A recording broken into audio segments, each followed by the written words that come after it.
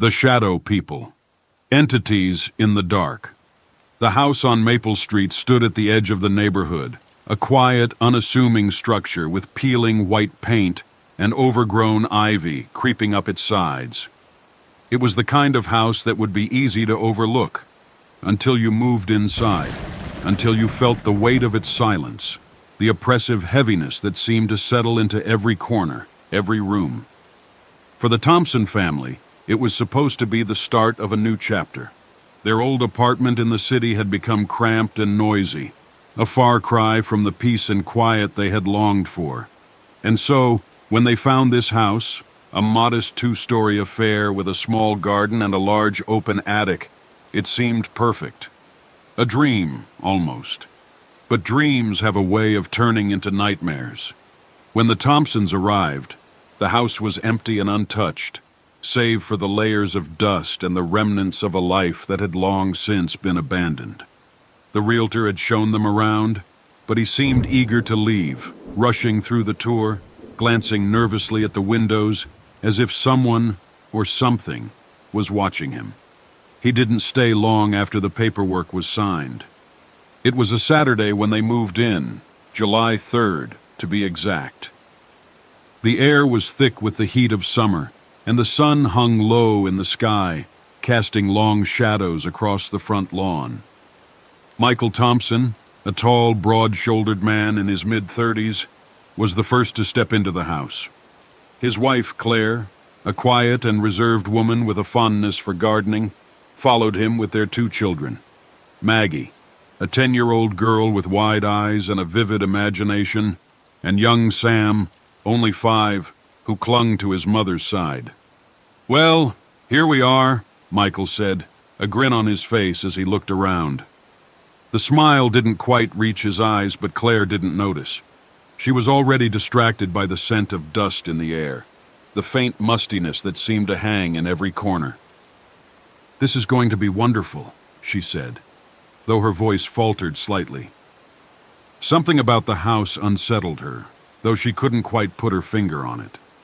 They unpacked the truck, settling in, trying to ignore the weight of the house, the strange way it seemed to absorb the light of the day, casting the rooms in a perpetual twilight. By the time the last of their belongings were inside, the sun had begun to dip below the horizon. The house was bathed in darkness, and the heavy silence that enveloped it felt almost oppressive.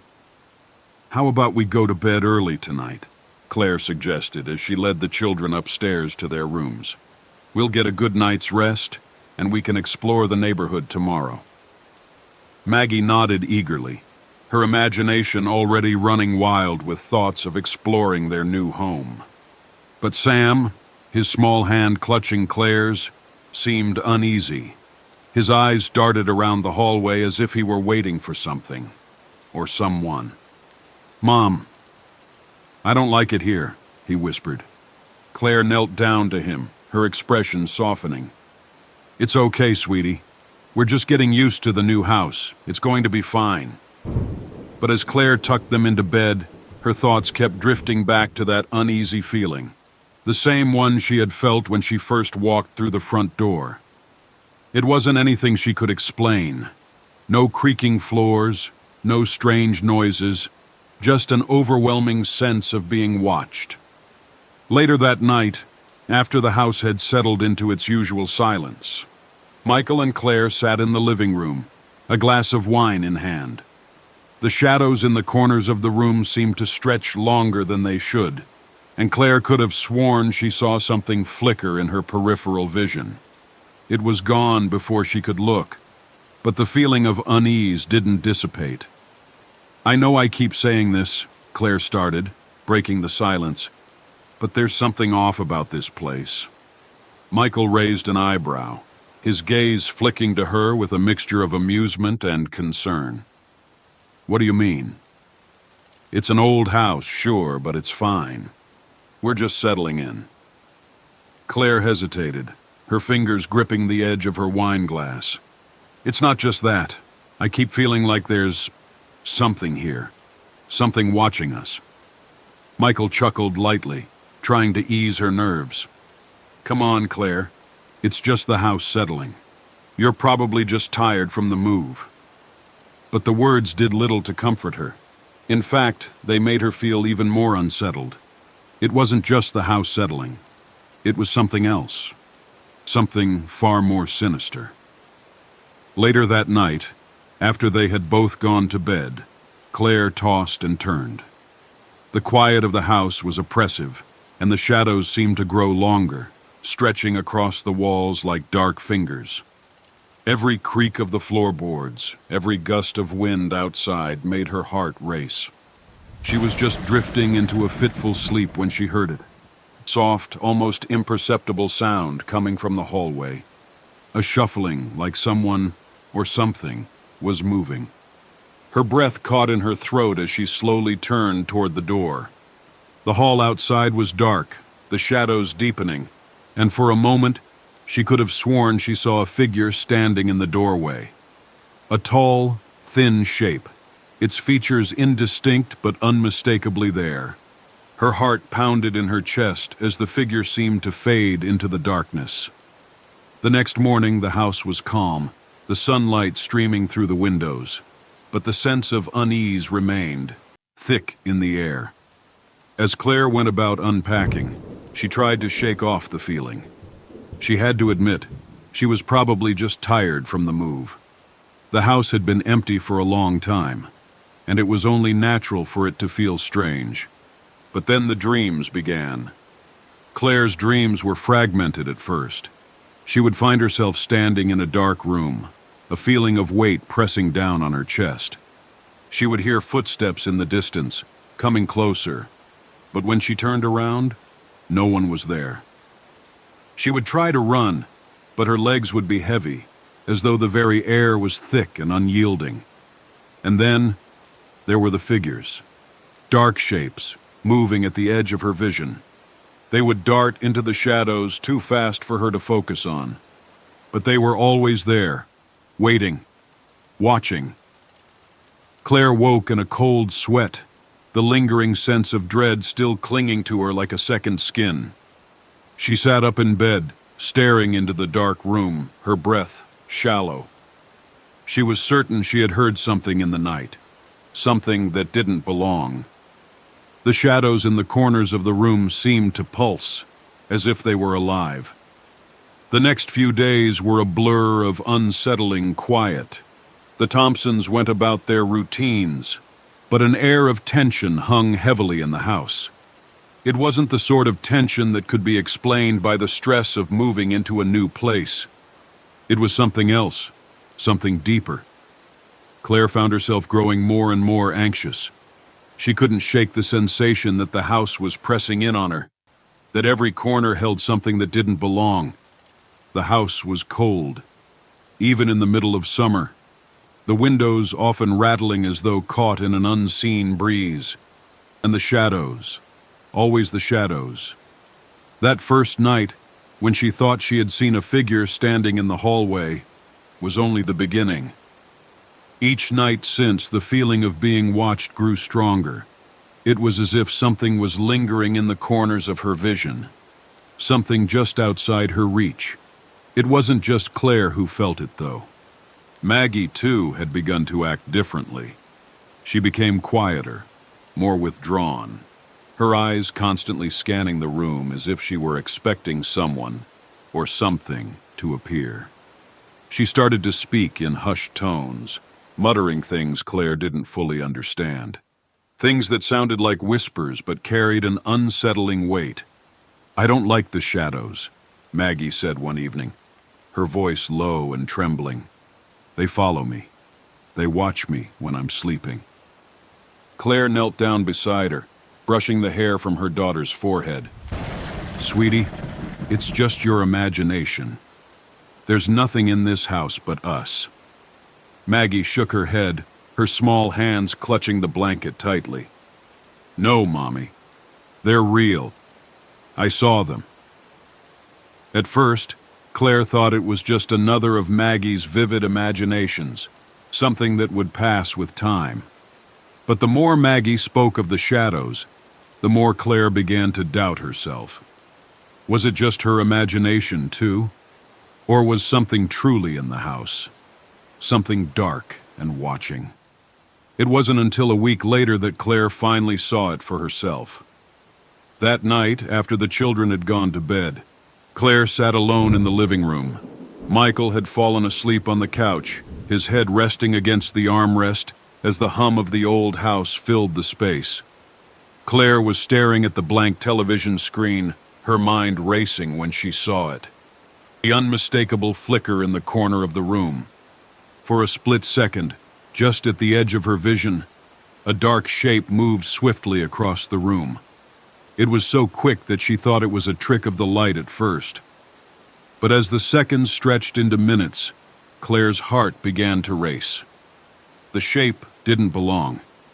It wasn't like the shadow of a passing car or the reflection of the furniture. This was something different. A presence. Her pulse quickened as she stood from the couch, glancing nervously over her shoulder. Her eyes darted to the corner of the room, but it was empty. There was nothing but the shadow of the armchair against the wall. But as she turned back, she saw it again. This time, it was clearer, more distinct. A figure, tall, thin, and formless. It stood motionless in the corner of the room, its outline blending with the shadows. Its form seemed to shimmer, as though it was both there and not there at the same time. Claire froze, her breath caught in her throat. She couldn't move, couldn't speak.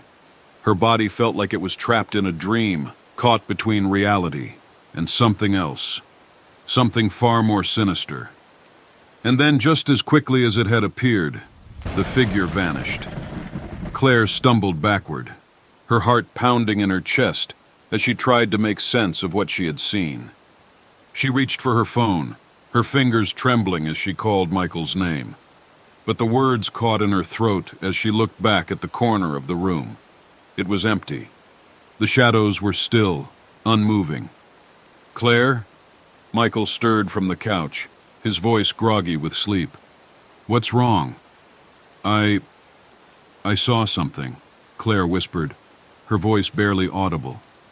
"In the corner of the room." Michael sat up, rubbing his eyes. "It's just shadows, Claire. You're probably overtired from all the unpacking."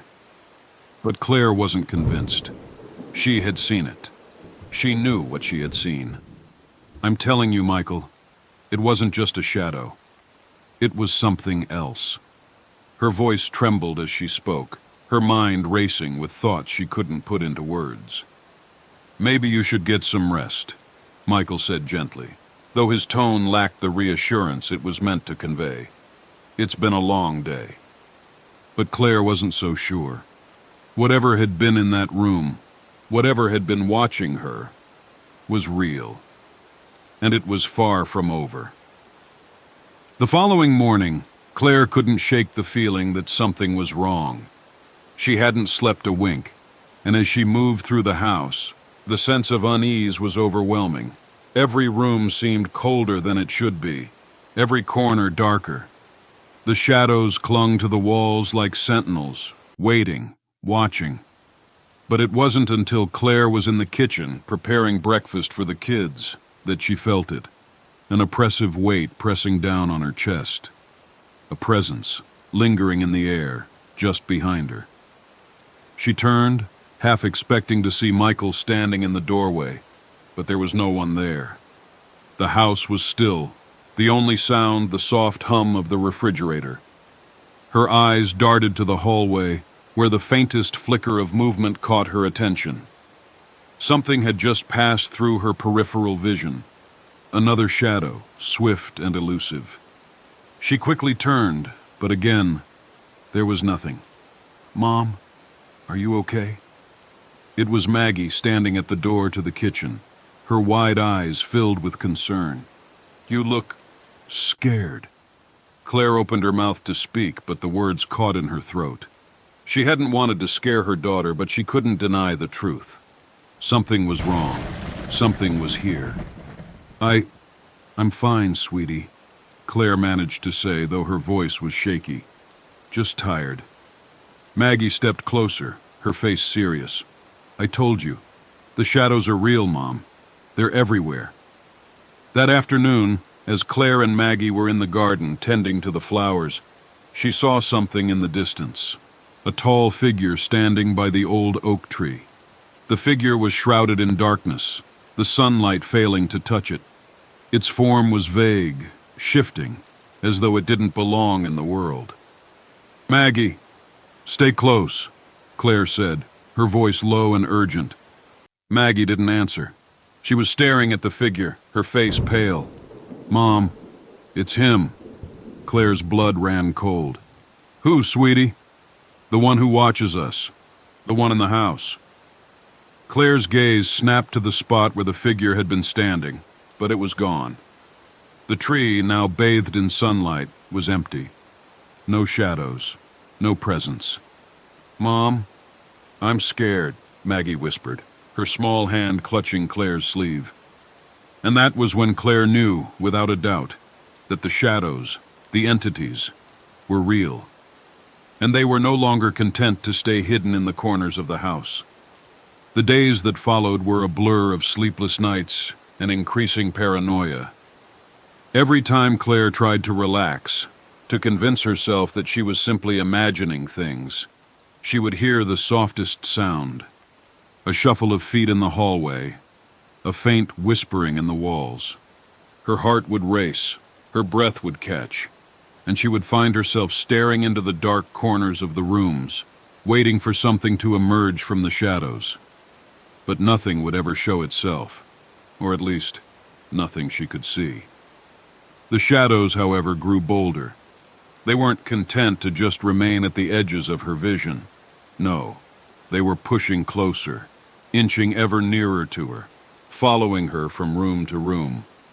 She could feel them as if they were closing in around her, pressing on her very soul. It was during one of these nights, after Michael had fallen asleep in the living room once again, that Claire saw it again. This time, there was no mistaking it. She had just finished washing the dishes, wiping her hands on a dish towel, when the temperature in the room dropped. The hairs on the back of her neck stood on end, and she felt it, a presence. The shadows in the kitchen grew longer, darker, and seemed to sway slightly as though alive. Without thinking, Claire turned around. There, standing in the doorway to the living room, was a figure, a man. No, not quite a man, more of a thing, tall, gaunt, its face obscured by the darkness that seemed to cling to it. The only thing Claire could make out were its eyes, two pale, empty sockets, staring at her from the depths of shadow. The figure stood motionless, as though waiting. The breath left her chest in a sharp gasp as the figure slowly stepped forward, its feet making no sound as it crossed the threshold. Every instinct screamed at Claire to run, to scream, to wake Michael. But her body was frozen. She couldn't move. She couldn't breathe. And then, just as quickly as it had appeared, the figure was gone. The room was empty again, save for the dark shadows that still clung to the corners. Claire didn't sleep that night. She sat in the kitchen, her hands shaking as she clutched a cup of cold coffee. She tried to tell herself it was a trick of the light or perhaps exhaustion playing tricks on her mind. But deep down, she knew it wasn't. Whatever was in that house was not going to leave her alone. She was about to get up when she heard a noise, a soft scratching sound, coming from the stairs. It was faint, almost imperceptible, but it was there. The distinct sound of nails on wood. Her heart lurched. Maggie. Sam. Without thinking, Claire shot up from her seat and rushed toward the stairs. She called their names, her voice cracking with panic. "Maggie! Sam!" There was no answer, only the eerie silence of the house. She reached the stairs, her eyes scanning the dark hallway. And then she saw it. At the top of the stairs, where the hallway stretched into a shadowy abyss, stood a figure. A tall, thin silhouette, and next to it another, and then another. 3 figures, standing motionless in the dark. "Maggie? Sam? Is that you?" Claire's voice trembled as she took a step forward, her hands outstretched, her heart hammering in her chest. But the figures didn't answer. They didn't move. They just stood there, silent, waiting. Claire took another step, her breath shallow.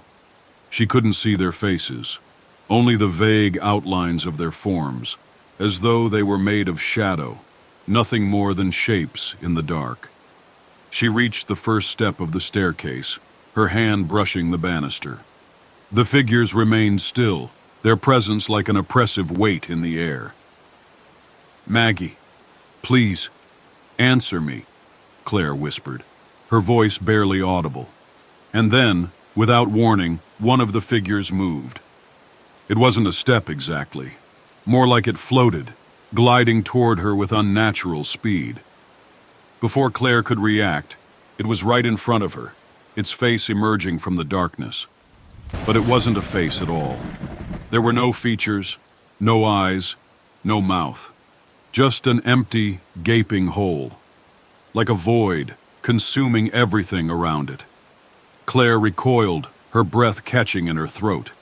She wanted to scream, but the sound was trapped in her chest. "Mom!" The voice, Maggie's voice, screamed from somewhere above, but Claire didn't look back. She didn't dare take her eyes off the figure that stood before her, looming over her like a nightmare come to life. "Stay away from me!" Claire screamed, her voice hoarse as she took a step back, away from the figure. But the shadows closed in, the others moving now, slowly but deliberately. They weren't standing still anymore. "Maggie! Sam!" Claire cried again, her voice desperate. "Mom!" The shout was louder now, coming from the hallway above, but it was too late. The figure reached out, its shadowy hands stretching toward her, and Claire felt a cold grip on her arm. She yanked herself free, stumbling backward, and in that instant, the shadows dissipated. They vanished, as if they had never been there at all. The air felt thick, heavy with something far darker than the night itself. Claire didn't stop running. She bolted upstairs, her heart hammering, her legs weak from fear. She found Maggie and Sam huddled together in Sam's room, both of them wide-eyed and trembling. "I told you, Mommy," Maggie whispered, her voice shaky. "I told you they were real, they follow us." Claire gathered her children into her arms, trying to calm them, but her mind was spinning. The shadows, the figures, they were real, and they were here. Just as she was about to speak, she heard it, the faintest whispering, low and indistinct, coming from the hallway outside the room. She froze, her blood turning cold. "No, no, no," Claire muttered under her breath. "Please." The whispering grew louder, more distinct now, and she could hear the words, faint at first, but growing clearer with each passing second. "We're always here, watching, waiting." The words were followed by a soft shuffle of feet, slow, deliberate steps that came closer and closer. Claire pressed her children tighter against her, her mind racing for a way out. She had to get them out of this house. She had to get them out before the shadows took them too. The whispering did not stop. Claire could feel it now in the pit of her stomach, the gnawing, insistent pull of something beyond her control. The shadows, which had once been figments of her imagination, now filled the air like smoke, clinging to her skin, seeping into her lungs with every breath. Maggie and Sam huddled close to her, their faces pale with fear, their wide eyes darting toward the door. The faint whispering had turned into a low murmur, as though 100 voices were speaking in unison. But no matter how hard Claire strained, she couldn't make out the words. "Mom, make it stop," Maggie whispered, her voice barely audible over the growing cacophony. She buried her face in Claire's shoulder, trembling uncontrollably. "I don't know how," Claire replied, her voice cracking. Her mind was racing, her thoughts a blur of confusion and fear. The house was suffocating her, trapping her and her children in a nightmare from which there was no escape. The whispering continued to rise in volume, now accompanied by a faint scratching sound, as if something was clawing at the walls outside the room. Claire's skin crawled, and she felt a surge of panic. She had to do something. She had to protect them. "Stay here," she told Maggie and Sam, her voice firm, though she was trembling with fear. "I'll go check what's happening." Her children looked up at her with terror in their eyes, but Claire gave them a reassuring smile, though it felt hollow and forced.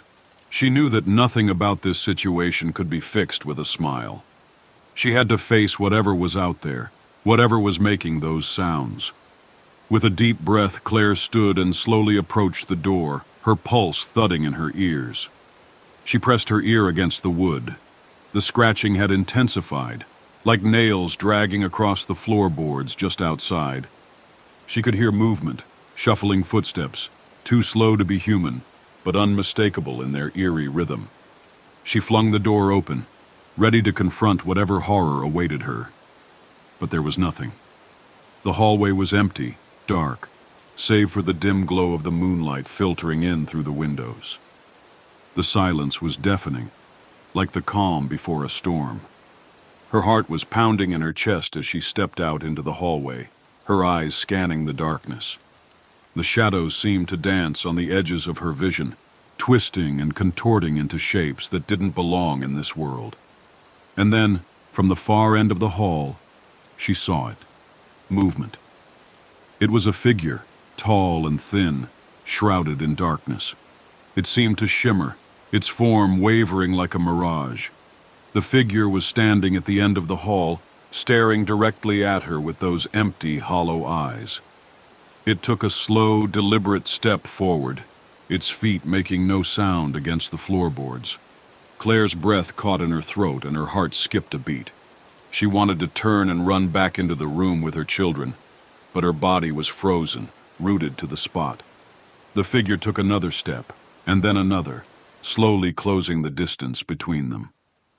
"Mom!" Maggie's voice broke through the terror, her scream cutting through the air like a knife. That was enough to snap Claire out of her trance. She bolted back toward the room, her feet pounding against the floor. She slammed the door shut behind her, panting for breath as she pressed her back against the door, trying to block out the world outside. "Maggie, Sam," she gasped, her voice trembling as she turned to face her children. "We have to leave. We have to get out of here now." Maggie's eyes were wide with fear, her small hands gripping Claire's arm. "Mom, I told you. They're here." Claire felt the weight of her daughter's words sink in. She was right. The shadows, the figures, they were not going to leave them alone. They had to find a way out. Now. She pulled Maggie and Sam toward the stairs, her mind racing for a plan. But as she reached the top of the staircase, a loud crash echoed from the kitchen below. A plate. Or something else. Something heavier. Claire froze, her breath catching in her throat. She turned slowly, her eyes scanning the darkness below. She couldn't see anything, but she could feel it. The weight of those eyes, watching her from the depths of the house. "Mom, they're coming," Sam whispered, his voice small and fragile.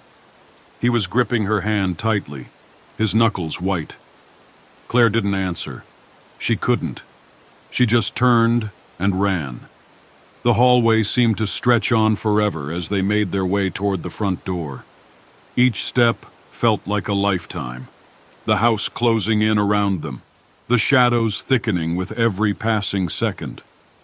The air was stifling, as though the house itself was alive, breathing in sync with their every move. As they reached the front door, Claire reached for the handle, her hand shaking. She couldn't get it open. It was stuck. Her breath quickened as she yanked harder, but the door wouldn't budge. "No!" she cried out, pulling with all her strength.